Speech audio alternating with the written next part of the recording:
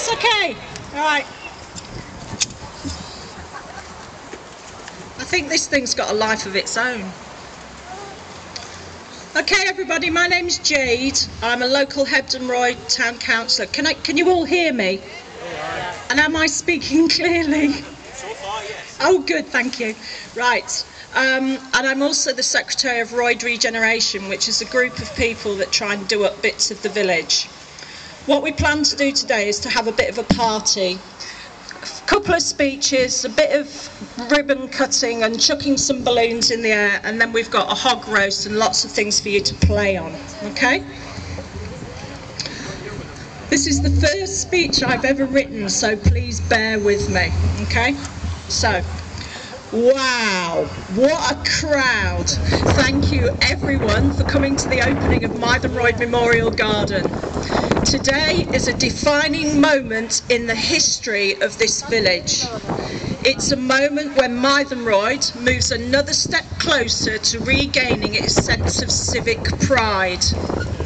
It is a moment when young and old stand together in a garden that was once viewed by many as a place they could not rest a while, watch the world go by, or safely wait for a bus. It was a place whose former glory had been lost and whose heart had stopped beating. Well, not this day. Today we celebrate the reopening of this garden for all. That the Memorial Garden was in dire need of some tender loving care was without question.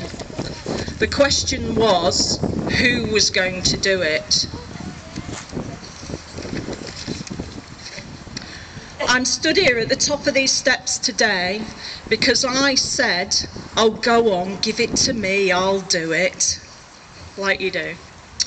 Little did I know when the journey began there would be those who would question the scale of ambition.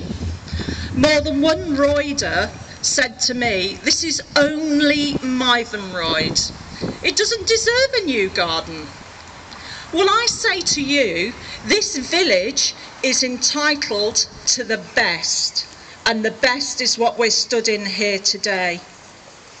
Not on this day do we believe that Mytholmroyd is simply a place to be passed through on the way to somewhere else. Not today.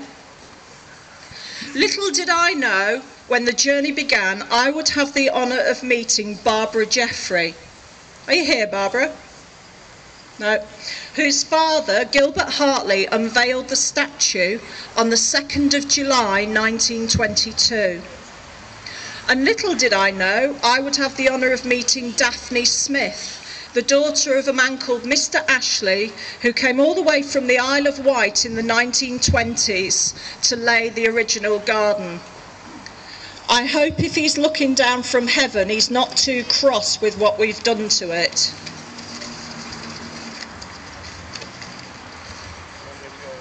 And little did I know that I would meet Margaret Bodenham, who stood to my right, your left here, who with the Mytholmroyd Residents Action Group raised money to refurbish the garden in 1997.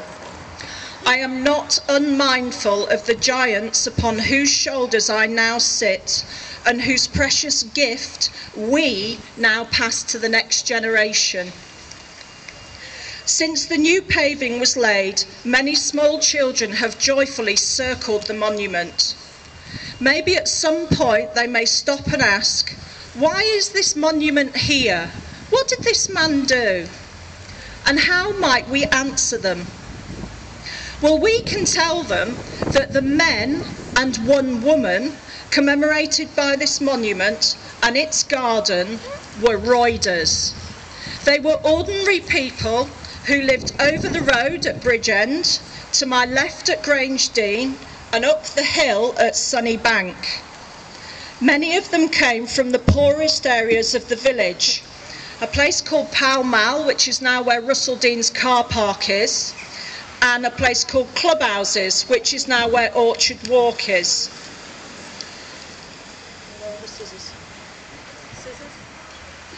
They worked at Redmond's Clothiers, at Boggis Shoemakers and Thomas Pickle's Iron Foundry.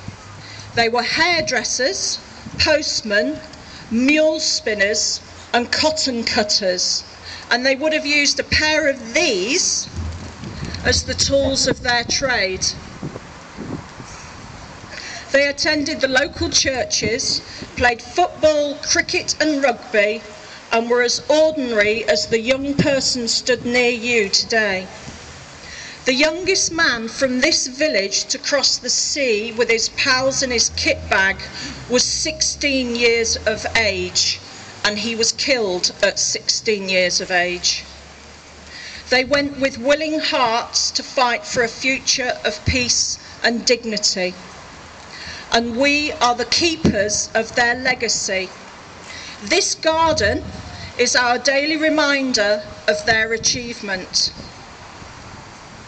This daily reminder must act as a call to consider the road that unfolds before us. For everywhere we look in this village, there is still work to be done.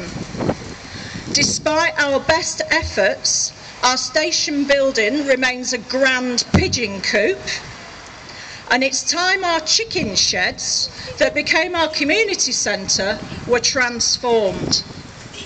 A station car park would encourage our village to flourish.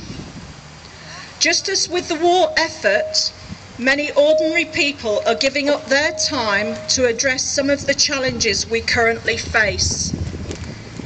There are those who've created a new park at Scout Road. Where's Gail? She's somewhere here. There are those who are creating allotments at Redacre, and there are those who seek to create new bridges within the community.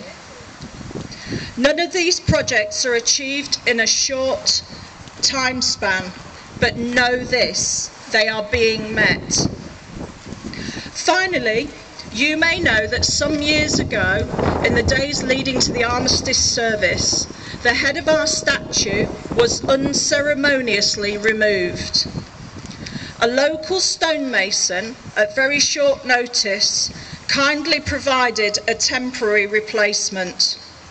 But the time has come to return the statue to its former glory. To achieve this, we need another $7,500. So whilst you're boogieing to the band, laughing at the blow-up sumos, or bucking on the Bronco, please give generously to the people who are coming round with buckets. And remember that today is a commemoration of the legacy of those who've gone before us, and is Mytholmroyd's way of cocking a snook at those who think this village is always shut. Thank you.